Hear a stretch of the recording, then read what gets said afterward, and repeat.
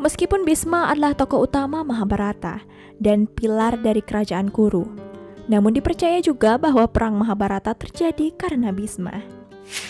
Selain itu, ulama juga mengatakan bahwa Bhisma telah melakukan banyak kejahatan di masa lalunya. Karena itulah, ia harus mati di atas ranjang panah. Jadi dosa besar apakah yang telah dilakukan oleh Bhisma?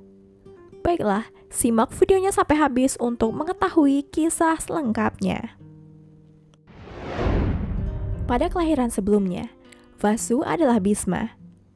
Menurut cerita yang dijelaskan dalam Mahabharata, Bhisma adalah seorang Vasu di kelahiran sebelumnya. Salah satu dari 8 bersaudara Vasu bernama Dyu, pernah menculik sapi bernama Kamadenu dari Resi Wasista. Marah dengan ini, Resi Wasista membunuh 8 Vasu tersebut.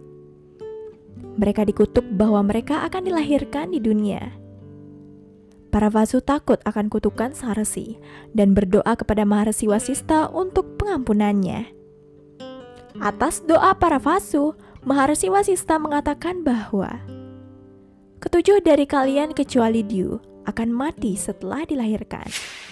Namun Dyu akan tetap hidup karena harus menanggung buah dari hasil perbuatannya selama sisa hidupnya.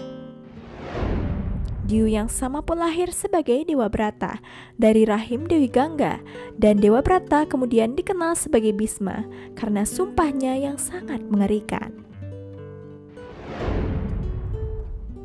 Diyakini bahwa setelah mengambil sumpah, Bhisma telah melakukan banyak kejahatan untuk mempertahankan kekuatan dinasti Kuru di atas tahta Hastinapura. Bhisma telah menculik Amba, Ambalika, dan juga Ambika yang merupakan 3 putri Raja Kasi atas perintah Satyawati. Di samping itu, Bhisma telah melawan keinginan Gandhari dan ayahnya Subal untuk menikah dengan Drestarastra, dan karena itulah Gandhari menutup matanya. Bhisma juga duduk diam ketika Drupadi ditelanjangi di tengah kerumunan yang ramai. Bhisma dengan sengaja membiarkan Duryudana dan Sangkuni melakukan permainan yang tidak bermoral dan juga curang. Ketika Bhisma sedang berbaring di atas anak panah, Sri Krishna kemudian datang dan menemuinya. Kemudian Bhisma bertanya kepada Sri Krishna, "Wahai Madhawa, apa kesalahan yang saya perbuat sehingga saya harus terbaring di atas ranjang tanah?"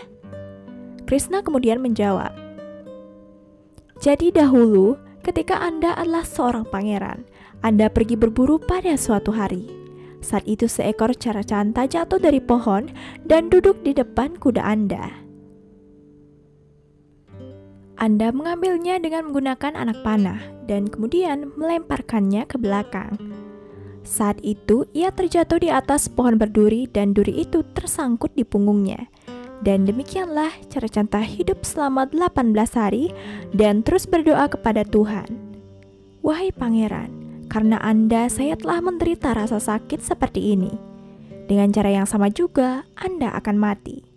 Dan itulah mengapa Bhisma harus terbaring di tempat tidur anak panah pada kelahiran ini. Baiklah teman, terima kasih telah menonton video ini sampai habis. Jangan lupa subscribe, like, dan ingat nyalakan notifikasi loncengnya agar kalian tidak ketinggalan setiap video terbaru dari channel ini. Sekian dan terima kasih, sampai jumpa di video selanjutnya.